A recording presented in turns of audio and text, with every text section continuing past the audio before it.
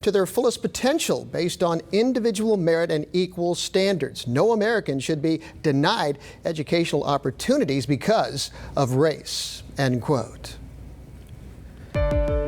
Not only are temperatures rising here in Kern County and around the state, at the same time, California is entering peak wildfire season. Today, Governor Gavin Newsom held a press conference with CAL FIRE to talk about what the state's doing to prepare for fire season. Here he highlights the new technology that's being implemented to improve wildfire detection. Now we have 1,000 of those cameras. I remember just a few years back, we had a goal of 100, now 1,000 in that network. Real-time monitoring, 360 degrees, the ability to pinpoint through artificial intelligence precisely, cross-reference, and organize not just an analytic framework, but to organize resources for early suppression, not just early detection. Newsom also discussed the acquisition of new Firehawk airplanes and talked about California's partnership with the Pentagon in order to utilize satellite detection. Newsom said these technologies will help us fight wildfires in a climate that has become increasingly unpredictable. And wildfire season likely to ramp up here fairly soon because the heat across the state of California is starting to ramp up. A little cooler than I expected by a couple degrees today, but still 95 is the warmest day of the week so far here in Bakersfield, Sacramento, close to 100 degrees, and we did break into the triple digits over in the desert. We're going to see a lot more of those triple digits tomorrow, pretty much the entirety of the Central Valley. Look at Palm Springs 113. The heat is really starting to build in here. We'll have your full forecast coming up later in the show. This week's overnight closure of all lanes on northbound 99 should wrap up tonight between Ming Avenue and Highway 58. The closure is scheduled for 11 p.m. through 5 a.m. tomorrow morning. Drivers will be detoured to exit at Ming Avenue.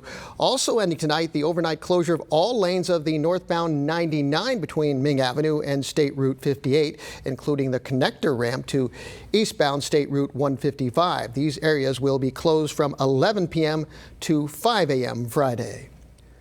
Now an update regarding the 155. Caltrans has announced the complete closure of the road just east of Cedar Creek. Starting Wednesday at 7 a.m., Caltrans plans to excavate a 65-foot stretch of the roadway in order to rebuild the embankment and the roadway itself. The operation is expected to last approximately 10 days. This is the second of 4 planned full road closures along the 155, with the next location being announced after the completion of this project. Parks can be a place where children learn to explore, but as 23 ABC's Brianna Polk shows us, there's a group of kids out there doing more than exploring. They're improving their neighborhood park for future generations to enjoy. Transitional Youth Mobilizing for Change, also known as Time for Change, is at the forefront of revitalizing Dr. Martin Luther King Jr. Park in East Bakersfield. Youth volunteers and community activists tell me there is no better time than now. What time is it? Time for change. Change is coming for those that spend time at MLK Park. We're out here cleaning glass off the tennis courts. We're working in the waters. We're over there in the park cleaning up. We're helping restore the trash from the community garden so it can be usable again and get back in action. It's time to revitalize this whole community. A community Javon Dangerfield, executive director of Time for Change, says means so much to both the youth and adult leaders that make up this area. Leaders like Rena Maya, who joined Time for Change at the age of 18 and has been a part of the organization ever since, and says in addition to the park cleanup, he looks forward to the renovation project, all thanks to the partnership with the city's Recreation and Parks Department. I think it helps me have a perspective into what we've done as an organization from then till now, and what we can continue to do. What the youth that I work with are into, how they want to make an impact,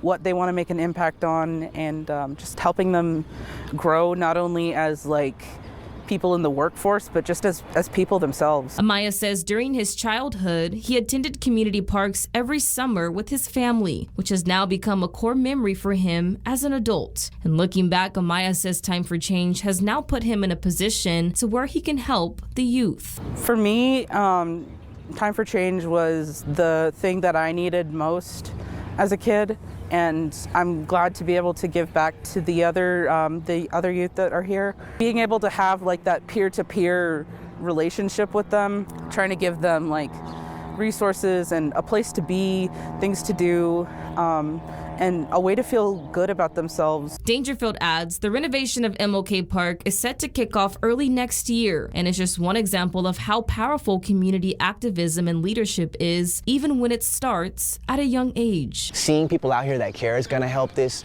Jobs coming around this area is going to help this. The project, when it gets up and built, everybody's going to want to converge. Basketball tournaments, swim meets, after-school sports, it's going to go down. And Dangerfield says there are volunteer opportunities available with Time for Change. If you'd like to be a part of the positive impact that they're making in the community, you can visit our website, turnto23.com. In East Bakersfield, I'm Brianna Polk, 23 ABC News, connecting you. Now to more than a dozen veterans getting ready to take the plunge this Saturday in Taft. Comrades and canopies will take to the skies over southwestern Kern County for a red, white, and blue display. 23 ABC's Veronica Morley spoke with one of the veterans who's taken the leap 4 times and shares his experience ahead of number 5. Jack Vetter served in the U.S. Army from 1967 to 69, and during all that time, he never experienced jumping out of planes, and he never thought he would be doing it in his 70s. Decades after his service during Vietnam, Jack Vetter can no longer say he's never jumped out of a plane. Jack, at the age of 70, joined Comrades and Canopies, an organization that takes veterans up in the air where they take honor flight to a whole new meaning. If you can imagine a brand new baby that hasn't been in the world, knows no fear, knows no anything except it's time to change your diaper, and you're coming out the very first second and you're looking out at the world, and that's what it's like. Following a pause in the program due to the pandemic, this weekend 14 veterans will gear up for the jump, something Jack says is not only thrilling but therapeutic. The event is taking place this Saturday at Skydive Taft, and it all kicks off at 8 a.m. For more details, head to our website, turnto23.com. For 23 ABC News, I'm Veronica Morley, connecting you.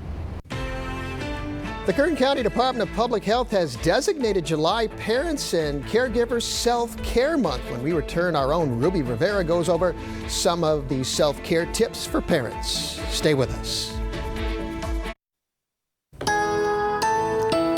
Okay, time to go outside for a live look from our downtown studios. Brandon, no doubt about it, the heat has arrived. Yeah, it's building in today. Yeah. It's going to get worse tomorrow. Oh, lovely. And then it's going to get worse for the weekend. That's even more lovely. I'm just a fountain of good news here today. But as we look across the county, certainly things are heating up. 5 to 10 degrees warmer right now than we were at this time yesterday. And we're going to see a similar jump in temperatures for tomorrow as well.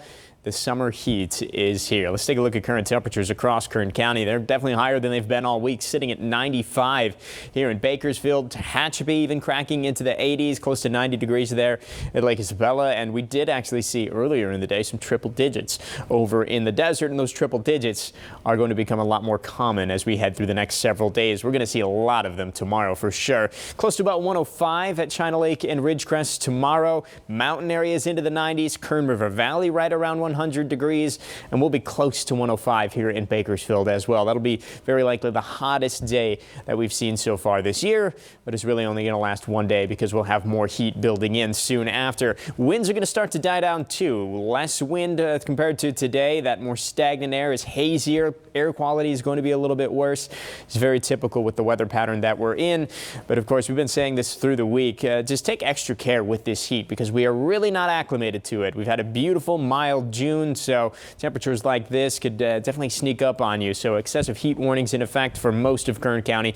Mountain areas under a heat advisory. Stay cool, stay hydrated with this heat building in because it's not going anywhere, at least not anytime soon. This hot air mass that we're tracking stays over us through Saturday and even into Sunday. It's pretty much right on top of us, so the temperatures are going to stay very hot into the weekend. If you did have long weekend plans, unfortunately, might be best for those to be indoor plans this weekend. Let's take a look at tomorrow. Air quality unhealthy for sensitive groups, so if you are a little sensitive to pollution, another reason to stay inside. 96 by lunchtime, 104 the high temperature, just scorching hot as we head